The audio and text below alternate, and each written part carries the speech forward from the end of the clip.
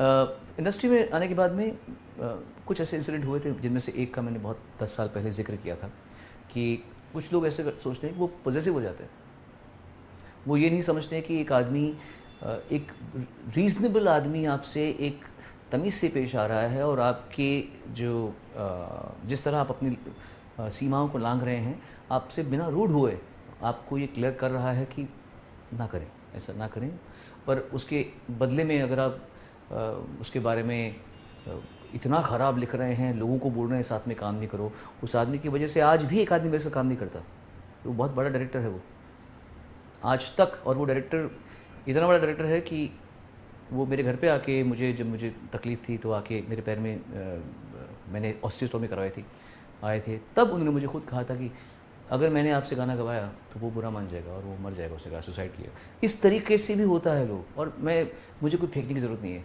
जब भी कैमरा बंद हो जाएगा तो मैं कोई नाम भी बता दूँगा उसका, कोई ऐसी बात नहीं। तो बट मैं किसी का नाम नहीं लूँगा, लेकिन होता है। मेरी गलती कुछ नहीं थी।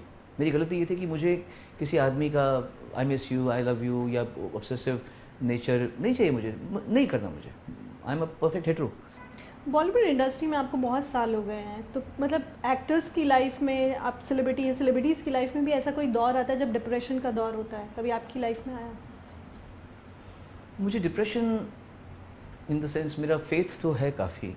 मुझे एक ही वक्त में बड़ा दुख हुआ था जब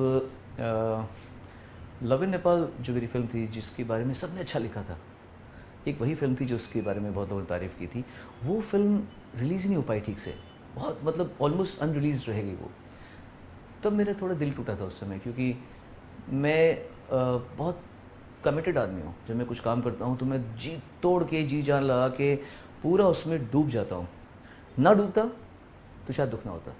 उतने टाइम पे मुझे थोड़ा सा दुख हुआ था, बट डिप्रेशन को मैं आने नहीं देता अपने अंदर, क्योंकि डिप्रेशन का अभी तक ऐसी नौबत आई नहीं है। मतलब मेरी मम्मी का खो जाना मेरे लिए सबसे बड़ा आघात था। वहाँ भी मैंने डिप्रेशन नहीं आने दी अपने आप में, क्योंकि मेरे अंदर एक है, थोड़ी है, कुछ एक समझ है जो मैं सही वक्त पे ले आता हूँ आगे।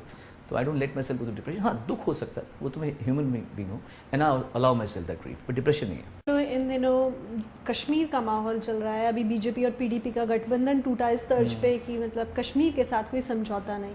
देखिए, हालांकि मैं एक बार फिर से रीइंफोर्स कर दूं कि मैं राजनीति में नहीं हूं। आपकी ही तरह मैं भी राजनीति के बारे में क्या बोलते हैं, हम अवगत हैं। हम न्यूज़ देखते हैं, हम लोगों से बातें करते हैं, समझते हैं क्या हो रहा है। सो मैं तो बहुत छोटा मुंह, बड़ी बात वाली बात हो जाएगी, बट मेरे हिसाब से बीजेपी और पीडीपी का गठबंधन नहीं होना चाहिए था। पहली बात तो ये दो क्या बोलते हैं उसको, अल्कलाइन एंड एसिडिक पार्टीज़ है, कोई मतलब नहीं बनता। और जो कश्मीर में हो रहा है, क्या लगता है अब वहाँ के माहौल को देखते हुए क्या सेना को पूरी तरह पे छूट देनी चाहिए?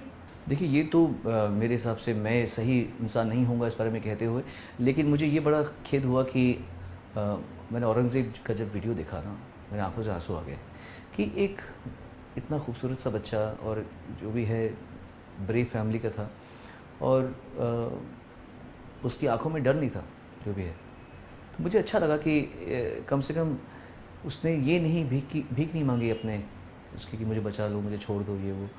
एट द सेम टाइम मुझे ये अच्छा नहीं लगा कि लोग कितने निष्ठुर हो जाते हैं। जैसे ये औरंगज़ेब का केस हुआ जिसको मारा, फिर जो आसिफ़ा का जो केस हुआ था, उसमें मैं नहीं कहूँगा कि मुझे पता है कि वहाँ पे क्या हुआ था, अनटिल ये जूरी कहेगी। हाँ, बट जो मैंने सुना है वो तो ये है कि किसी के साथ में मोलेस्टेशन हुआ है और उसका कत्ल हुआ है, जो भी है। ज़िंदा तो नहीं है वो, ये तो पक्का है। कैसे हुई, किसने किया, ये तो लॉ बताएगा। ये आप और हम कैसे बता दें? ये हम गलत होते हैं, हम कैसे बोल सकते हैं? पर ये तो पक्की बात है कि वो ज़िंदा नहीं है, ये तो पक्का है। वो ज़िंदा नहीं है, उसकी बात हम कर सकते हैं कि वो ज़िंदा होना, उसको ज़िंदा होना चाहिए था। वो क्यों ज़िंदा नहीं है? किसी भी वजह से हो, ज़िंदा तो होना चाहिए था उसको।